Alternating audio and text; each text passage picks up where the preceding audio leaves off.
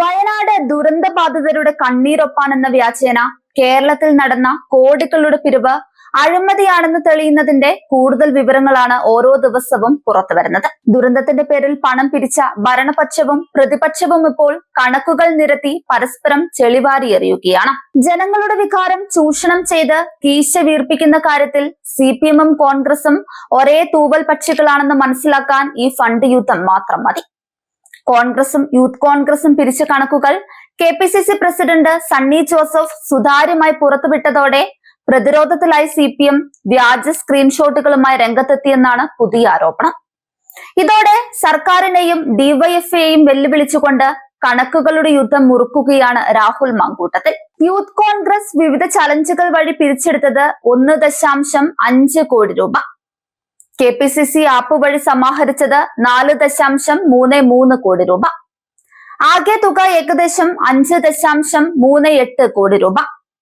KPCCയും youth കോൺഗ്രസും ചേർന്ന് വെറും 5.38 കോടി രൂപ മാത്രമേ പിരിച്ചുള്ളൂ എന്ന KPCC പ്രസിഡന്റ് സണ്ണി ജോസഫിന്റെ അവകാശവാദം കേൾക്കുന്നവർ അത് വിശ്വസിക്കണമെങ്കിൽ അവർ പൊട്ടന്മാരാവണം. 54 കോടിയിലധികം രൂപ ആപ്പ് വഴി സമാഹരിച്ചതിന്റെ സ്ക്രീൻഷോട്ടുകൾ പുറത്തു വരുമ്പോൾ അത് വ്യാജമാണെന്ന് പറഞ്ഞ് രക്ഷപ്പെടാനാണ് രാഹുൽ മാങ്കൂട്ടത്തിൽ ശ്രമിക്കുന്നത്.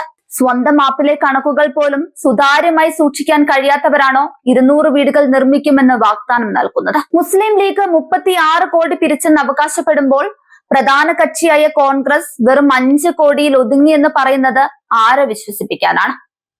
ഈ പണം അത്രയും എങ്ങോട്ട് പോയി എന്ന ചോദ്യത്തിന് കോൺഗ്രസ് മറുപടി പറയുക തന്നെ വേണം. മറുഭാഗത്ത് ആക്രിയും പഴയ പത്രവും വിറ്റ് 20 കോടി രൂപ പിരിച്ചുവെന്ന DYFഐയുടെ അവകാശവാദം കേരളം കണ്ട ഏറ്റവും വലിയ തമാശയായി മാറിക്കഴിഞ്ഞു. ഏത് ആക്രിക്കടക്കാരനാണ് 20 കോടി രൂപയ്ക്ക് DYFഐയിൽ നിന്ന് സാധനങ്ങൾ വാങ്ങിയത്? ഇതിന്റെ രസീതുകളോ കൃത്യമായ കണക്കുകളോ പുറത്തുവിടാൻ CPM തയ്യാറാകാത്തത് എന്തുകൊണ്ടാണ്? മൃതശരീരങ്ങളുടെ പോക്കറ്റടിക്കുന്ന മനോഭാവമാണ് സർക്കാരിനെന്നും ഊരാളുങ്കലിനെ മറയാക്കി കോടികൾ വെട്ടിക്കുന്നുവെന്നും പ്രതിപക്ഷം ആരോപിക്കുമ്പോൾ ആ ആരോപണം ഭരണപക്ഷത്തിന് കൃത്യമായി ചേരുന്നുമുണ്ട്, അത് നല്ലതുപോലെ കൊള്ളുന്നുമുണ്ട്. ദുരന്ത ഭൂമിയിലും ലാഭം കൊയ്യാൻ നോക്കുന്ന പിണറായി സർക്കാരിന്റെ ക്രൂരതയാണ് ഇവിടെ വെളിപ്പെടുന്നത്. UDFും LDFും പരസ്പരം കണക്കുകൾ ചോദിക്കുമ്പോഴും രണ്ട് കൂട്ടരും സാധാരണക്കാരന്റെ പണം തട്ടിയെടുക്കുന്ന കാര്യത്തിൽ ഒന്നാണെന്നാണ് BJP ചൂണ്ടിക്കാട്ടുന്നത്. കേന്ദ്ര സർക്കാർ നൽകുന്ന സഹായങ്ങളെയും ജനങ്ങൾ നൽകിയ സംഭാവനകളെയും സ്വന്തം രാഷ്ട്രീയ ലാഭത്തിനായി വകമാറ്റുകയാണ് ഇരു മുന്നണികളും. ദുരന്ത ബാധിതർക്ക് ലഭിക്കേണ്ട ആനുകൂല്യങ്ങൾ രാഷ്ട്രീയ പാർട്ടികളുടെ അക്കൗണ്ടുകളിലേക്കല്ല പോകേണ്ടത്. ഭരണഘടനയെയും നിയമവ്യവസ്ഥയും വെല്ലുവിളിച്ചുകൊണ്ട് നടത്തുന്ന ഈ പിരിവ് മാമാങ്കം അവസാനിപ്പിക്കണം. കോൺഗ്രസിന്റെ ആപ്പ് തട്ടിപ്പിനെ കുറിച്ചും DYFഐയുടെ നിഗൂഢ പിരിവിനെ കുറിച്ചും നിഷ്പക്ഷമായ അന്വേഷണം വേണം. അഴിമതിയുടെ കാര്യത്തിൽ പരസ്പരം മത്സരിക്കുന്ന ഇടതു വലതു മുന്നണികളെ കേരള ജനത തിരിച്ചറിഞ്ഞു കഴിഞ്ഞു.